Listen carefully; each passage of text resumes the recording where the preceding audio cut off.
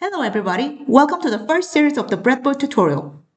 In this series, you will learn how to build a real-time train scheduler app that fetches live data from an API. Let's jump in. For those who want to start straight after the UI import, jump to 48 seconds. First, let's get our UI onto the canvas. I have linked the Figma file in the description, so you can find it from there. Okay, for this tutorial, we're only going to copy the first screen. To copy the entire screen, use the Figma to Code plugin. Make sure that all the screens are copied as HTML code. Press copy. Let's come back to Breadboard and clean up all the placeholder UI and paste the screen design.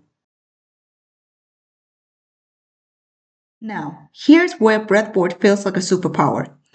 In a prototyping tool, you'd have to manually draw every single train listing. But in Breadboard, you only design one item, and we let data to do the rest. So if your design has a long list of redundant items, go ahead and delete them. We only need one representative master component to act as our template. I'll group one line of the train information and a divider line, so whenever the list items are generated, so does the divide repeated. You can select those two elements and hit Ctrl or Command G. And apply auto layout and give 12 pixel padding vertically. So this list UI will be repeated by data. And then click the 4-leaf clover icon on the left of the selected element. I'll name this transport hyphen schedule. By the way, make sure to combine two words when naming the UI component. And you'll see that the master component is created outside the screen, marked in purple.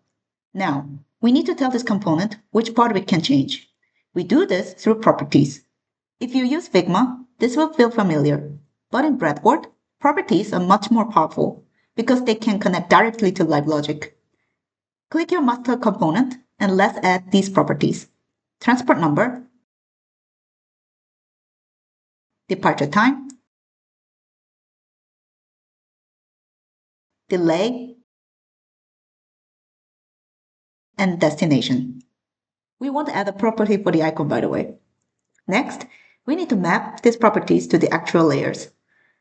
Select the sub-elements inside your component and link them to the properties we just created.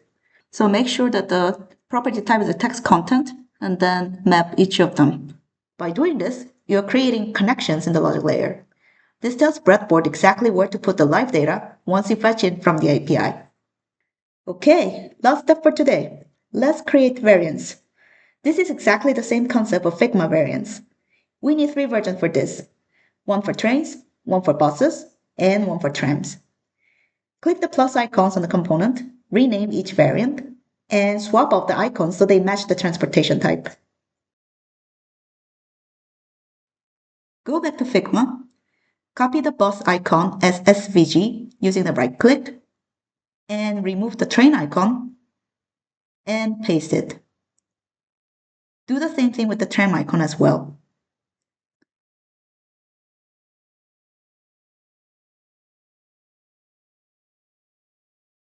Now, let's copy one of the variants and put it into the screen.